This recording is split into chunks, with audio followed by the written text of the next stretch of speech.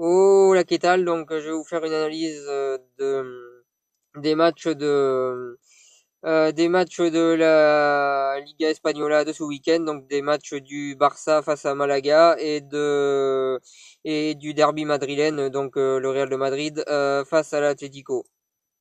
Donc pour commencer par le derby madrilène, donc les deux équipes font partie des deux font partie des meilleures équipes du monde à l'heure actuelle. L'Atlético depuis quelques années et le Real Madrid depuis toujours. L'Atlético c'est peut-être passager au Real de Madrid, je pense que ça durera plus de temps.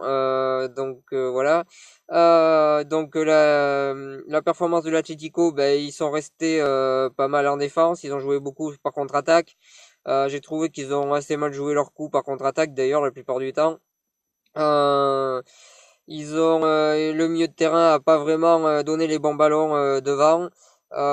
Mais par contre en défense ils ont tenu, ils ont fait ce qu'ils avaient à faire. Ils ont fait un bon match défensivement. Ils ont empêché plusieurs fois le Real de marquer et de mettre leurs occasions. Grosse performance de leur gardien au Black qui fait encore une grosse performance. On parle pas beaucoup de ce gardien, mais c'est vrai qu'il enchaîne les grosses performances et c'est peut-être un des meilleurs gardiens à l'heure actuelle. Surtout qu'il fait des arrêts réflexes, il fait des arrêts compliqués à faire la plupart du temps, donc c'est vraiment un très bon gardien. Il fait une grosse performance. C'est peut-être un des meilleurs joueurs dans ce match. C'est en grande partie grâce à lui que l'Atlético perd pas ce match.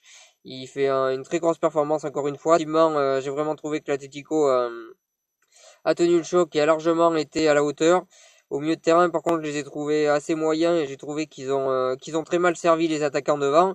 Que ça soit Torres qui a pas fait grand-chose et Griezmann qui, par contre, le peu de ballon qu'il a eu, il s'est à chaque fois procuré des occasions et j'ai trouvé plutôt qu'il a fait un bon match. Même si j'ai vu que certaines personnes trouvaient qu'il avait fait un mauvais match. Moi, j'ai trouvé la performance de Griezmann très bonne parce qu'à chaque fois, il s'est procuré des occasions.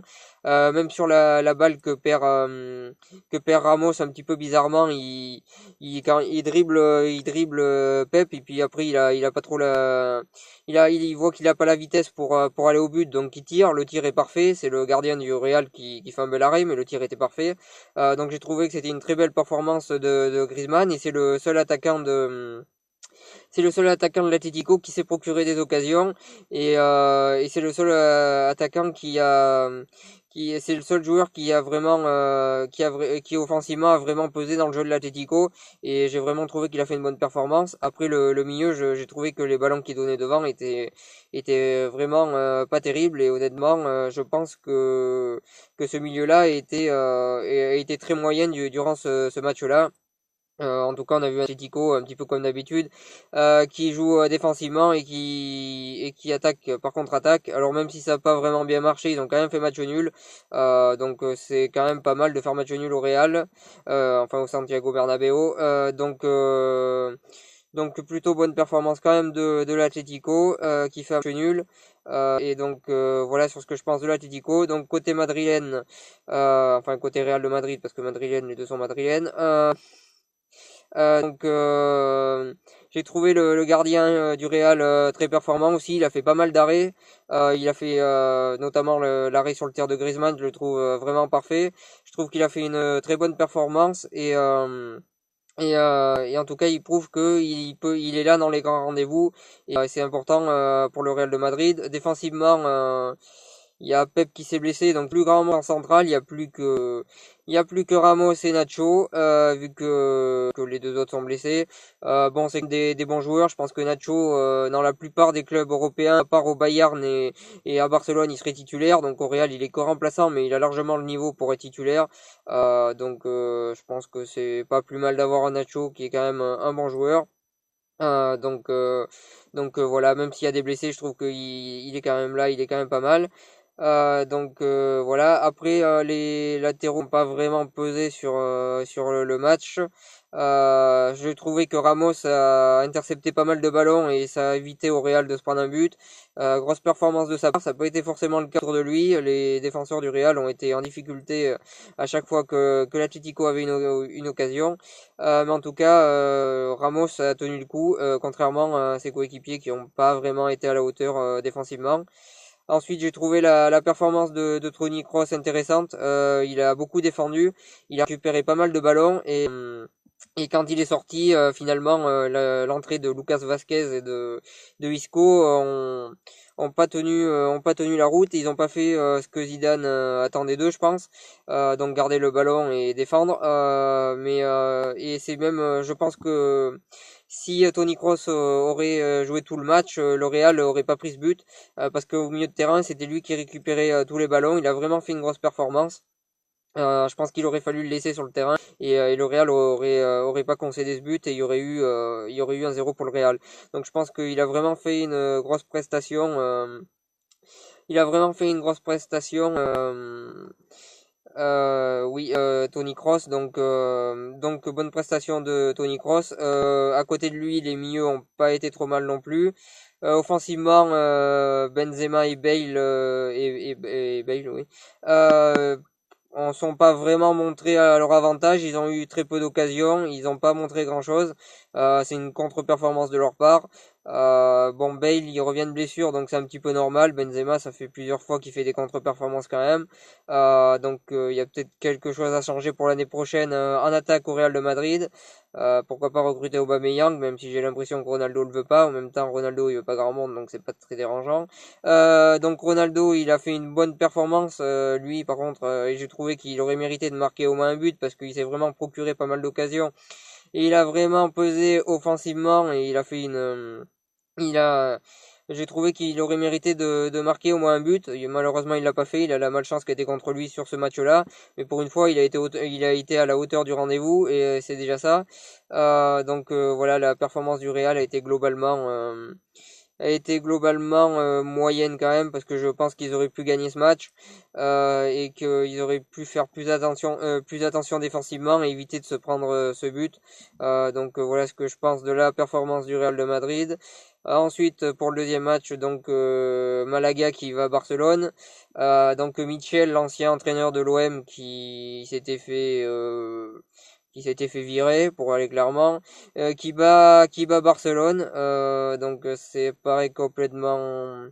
Ça paraît un petit peu complètement fou, mais bon, après, Michel, à part à Marseille, dans les autres clubs qu'il a entraîné, il a réussi.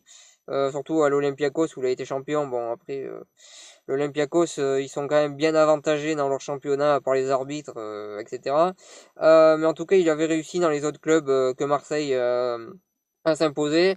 Donc après, c'est un entraîneur qui vient du Real de Madrid, donc je pense qu'il avait vraiment à cœur de s'imposer face à Barcelone. Je pense que certains joueurs de Malaga qui ont été rejetés du centre de formation de Barcelone avaient vraiment à cœur de se racheter. D'ailleurs, il y en a un qui a marqué. Donc ça a fait que Malaga était vraiment très motivé pour battre ce Barcelone-là. En plus, le public était vraiment présent et a vraiment poussé derrière son équipe. Malaga, ils ont joué sur contre-attaque. Ils ont été très forts en défense. Ils ont empêché Barcelone de produire son jeu. Et en contre-attaque, ils ont vraiment été très forts. Surtout dans le deuxième but qui marque, qui reflète bien en fait le match, vu que c'est une contre-attaque vraiment très rapide et ça finit par un but. Malaga était vraiment très rapide en contre-attaque et défensivement ils ont tenu défensivement et ils ont empêché vraiment Barcelone de se créer des occasions. Vraiment une très grosse performance de Malaga qui pourtant depuis quelques matchs perdait. Bon, après ils ont changé d'entraîneur sans vraiment de raison spéciale, donc ils l'ont un petit peu cherché aussi leur défaite. Mais Malaga là en tout cas a fait une grosse performance il mérite largement cette victoire face à Barcelone parce que Barcelone n'a pas été ils n'ont pas été eux-mêmes durant ce match-là et Malaga de leur côté ils ont vraiment fait le match parfait ils sont à féliciter, surtout qu'ils ont vraiment joué très rapidement en contre-attaque, qu'ils n'ont pas fait que défendre, ils ont aussi attaqué, et quand ils ont attaqué, ils l'ont très bien fait. Donc ils ont fait une énorme performance, Malaga, et ils sont à féliciter, je pense. Donc côté Barcelone, par contre, je pense que ça prouve que les remplaçants, ils n'ont pas le niveau pour jouer à Barcelone.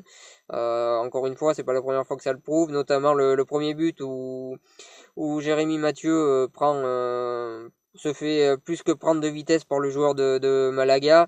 Il est à peu près à 3 mètres du joueur. Donc c'est quand même un joueur, Jérémy Mathieu, qui a pas trop le niveau, je trouve, pour jouer à Barcelone. Sans vouloir être méchant, je trouve qu'il a pas le niveau vraiment pour jouer à Barcelone. Il y a beaucoup d'autres joueurs qui sont remplaçants à Barcelone qui n'ont pas vraiment le niveau pour jouer à Barcelone, et ça se ressent à chaque fois qu'ils jouent. Donc c'est un petit peu dérangeant. Je pense que Barcelone doit recruter l'année prochaine pour avoir des remplaçants presque au même niveau que les titulaires, comme le Real a cette année, vu que leurs remplaçants sont tous au niveau et peuvent tous jouer titulaire au Real de Madrid. À Barcelone, c'est pas le cas. La plupart des remplaçants ont pas le niveau pour jouer titulaire. Et ça s'est encore ressenti sur ce match-là, vu que les joueurs qui sont remplaçants d'habitude n'ont pas été à la hauteur et, et ont prouvé et ont montré encore une fois leurs limites. Donc défensivement, Barcelone a été pris quand même pas mal de fois. Offensivement, ils ont pas su créer des vraies occasions. L'absence d'Iniesta s'est ressentie, ce qui est un petit peu dérangeant parce que c'est un joueur en fin de carrière et que dans quelques années il va sûrement partir, et là ça va se ressentir encore plus s'ils n'arrivent pas à recruter un joueur de son niveau. Euh, donc euh, c'est plutôt à l'heure actuelle, le Barça a un vrai casse-tête pour la suite, parce qu'ils n'ont pas vraiment des remplaçants à la hauteur des titulaires. Ils ont certains joueurs qui sont en fin de carrière, donc ça va être compliqué pour eux, je pense, par la suite. Donc ils font une performance là assez moyenne à tous les secteurs, dans tous les secteurs du jeu, et ils prennent une défaite bien méritée. Après, pour le titre de champion d'Espagne, je pense que rien n'est joué, même si le Real a un match en moins. Donc normalement, s'ils gagnent leur match en moins et qu'ils font, on va dire, un match nul contre Barcelone, ça fera 6 points d'avance. Bon, s'ils gagnent contre Barcelone, ça en fera 9. Comme ça, au moins, ça sera réglé. Mais pour l'instant, je pense, moi, que le titre de champion d'Espagne n'est pas encore gagné pour le Real, que rien n'est fait et que tout reste à faire. Mais en tout cas, c'est vrai que cette défaite de Barcelone arrange bien le Real de Madrid. Donc voilà ce que j'avais à dire sur cette analyse. Merci de m'avoir suivi. Si vous avez aimé cette vidéo, n'hésitez pas à partager, à liker et à en parler autour de vous. Et je vous souhaite une bonne continuation.